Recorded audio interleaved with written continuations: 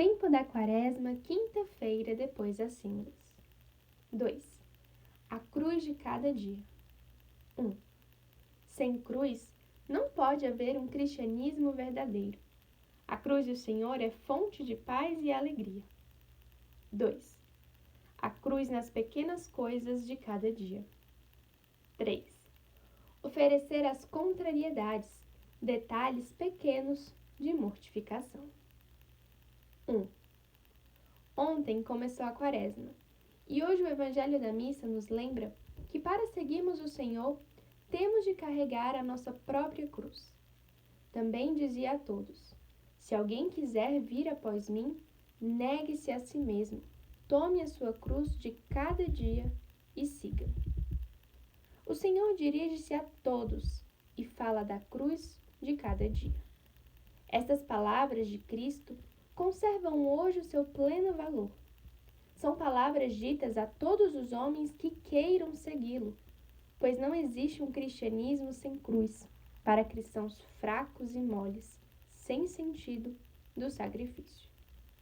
As palavras do Senhor expressam uma condição imprescindível. Quem não carrega a sua cruz e me segue, não pode ser meu discípulo. Um cristianismo do qual se pretendesse arrancar a cruz da mortificação voluntária e da penitência, sob um pretexto de que essas práticas seriam hoje resíduos obscurantistas, medievalismos impróprios de uma época humanista, esse cristianismo desvirtuado de cristianismo teria apenas o nome. Não conservaria a doutrina do Evangelho, nem serviria para dirigir os passos dos homens em seguimento de Cristo. Seria um cristianismo esvaziado de sentido, sem redenção, sem salvação. Um dos sintomas mais claros de que a tibieza entrou numa alma é precisamente o abandono da cruz, da pequena mortificação, de tudo aquilo que de alguma maneira exige sacrifício e abnegação. Por outro lado, fugir da cruz é afastar-se da santidade e da alegria, pois um dos frutos da alma mortificada é precisamente a capacidade de relacionar-se com Deus e com os outros, e também uma profunda paz, mesmo no meio da tribulação e das dificuldades externas.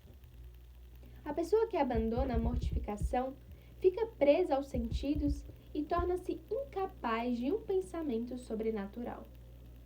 Sem espírito de sacrifício e de mortificação, não há progresso na vida interior.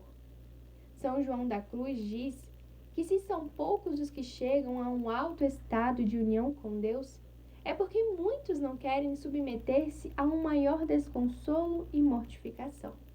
E continua em um outro momento dizendo: e se alguém deseja chegar a possuir Cristo, nunca o procure sem a cruz. Não esqueçamos, portanto, que a mortificação abre as portas ao relacionamento com Cristo, ao trato íntimo com Ele, e que quando o coração se purifica, torna-se mais humilde e, por conseguinte, mais alegre.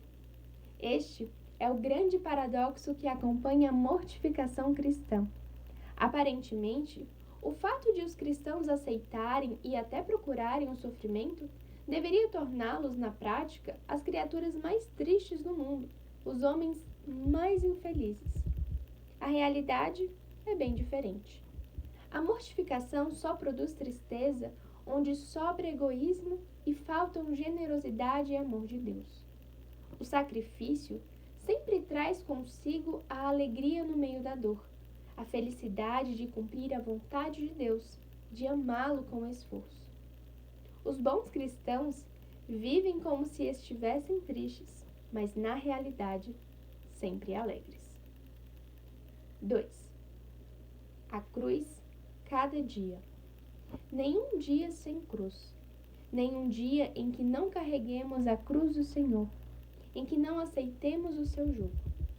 O caminho da nossa santificação pessoal passa diariamente pela cruz. E não é um caminho infeliz, porque o próprio Cristo vem em nossa ajuda, e com ele não há lugar para a tristeza. Gosto de repetir, com a alma trespassada de alegria, nenhum dia sem cruz. A cruz do Senhor que temos que carregar todos os dias não é certamente a que produzem os nossos egoísmos, invejas, preguiças, etc. Não são os conflitos causados pelo homem velho e pelo nosso amor desordenado. Isso não é do Senhor e, portanto, não santifica.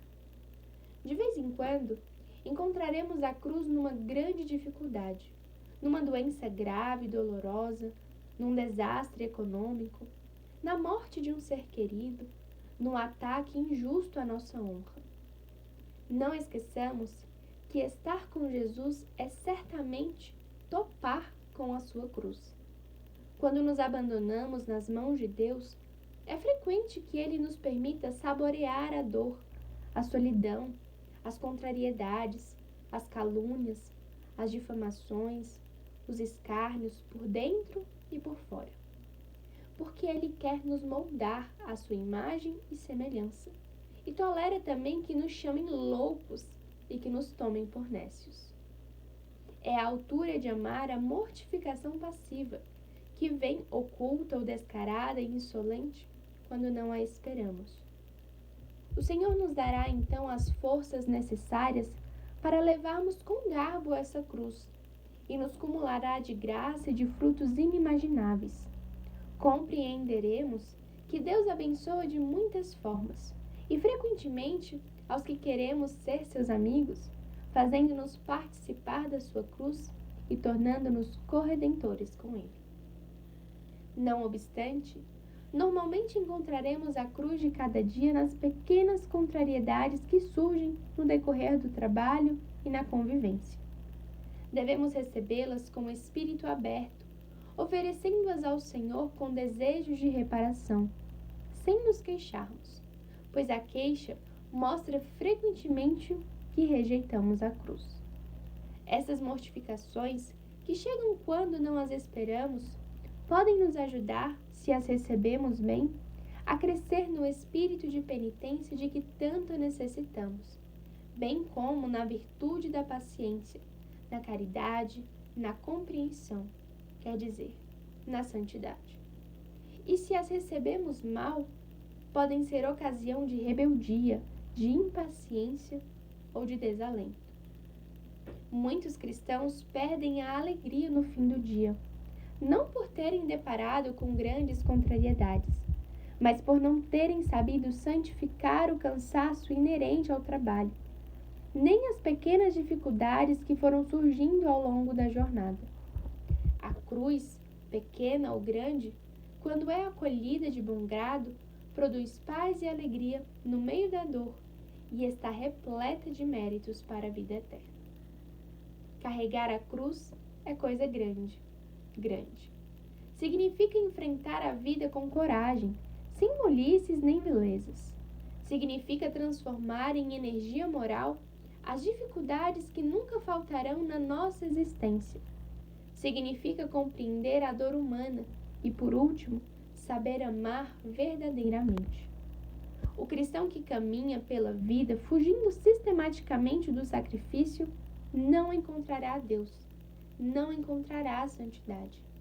Fugirá, em última análise, da felicidade a que Deus o chamou. 3. Se alguém quiser vir após mim, negue-se a si mesmo.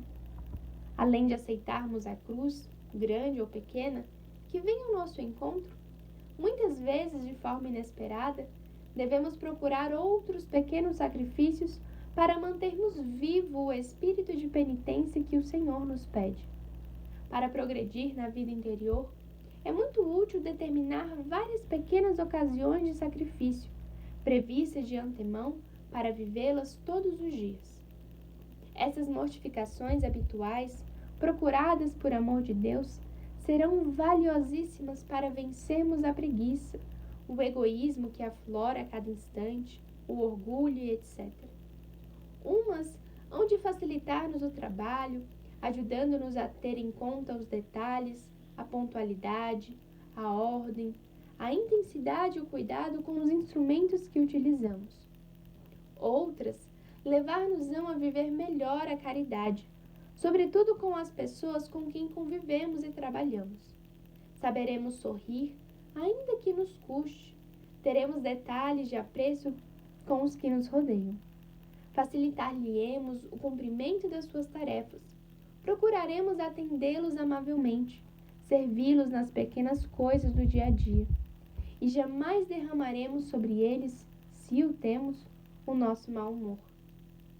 Outras terão em vista vencer o comodismo, guardar os sentidos internos e externos, dominar a curiosidade. Serão mortificações concretas na comida, na apresentação social, etc. Não é necessário que sejam coisas muito grandes. O que importa é que se adquira o hábito de praticá-las com constância e por amor de Deus. Como a tendência geral da natureza humana é a de fugir do que exige esforço, devemos concretizar muito bem esses pequenos atos de sacrifício, para não ficarmos só nos bons desejos. E pode até ser muito útil anotá-los, para verificá-los no exame de consciência antes de nos deitarmos ou em outros momentos do dia, e não deixar que caiam no esquecimento. Digamos a Jesus, ao acabarmos este diálogo com Ele, que estamos dispostos a segui-lo carregando a cruz, hoje e todos os dias.